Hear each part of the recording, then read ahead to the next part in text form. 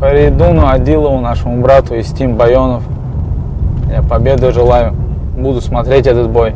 Всем своим одноклубникам, особенно ребятам с Таджикистана, потому что я выступал там.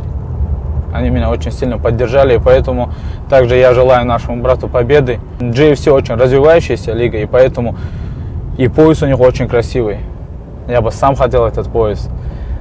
И поэтому я желаю победы нашему брату, легкой победы, без травм. Я с многими ребятами дружу. С Таджикистана практически вот топовых ребят я всех знаю. В основном с Лоиком Раджабовым тоже, наверное, это один из основных ваших спортсменов. Очень хороший боец. Мы с ним в Таиланде вместе были. Проводили очень жесткие спарринги. Скоро мы опять с ним встретимся на сборах, потренируемся вместе.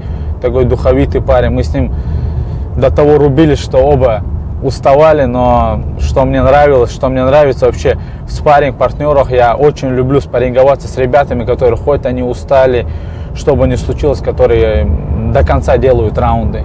И Лоик один из таких. Я был уверен, что он выиграет титул по воле Всевышнего. И я не судья, конечно, но мне показалось, что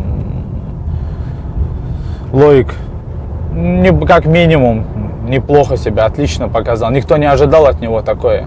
И вообще из простых болельщиков, я говорю, мы-то работали с ним, я видел, как он пахал. Я думаю, он сейчас, конечно, тоже опять в Гран-при будет выступать.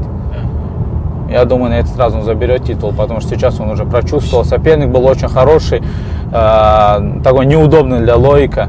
Но сейчас я вижу, что он опять тренируется. И я надеюсь, иншаллах, мы проведем еще один хороший сбор вместе.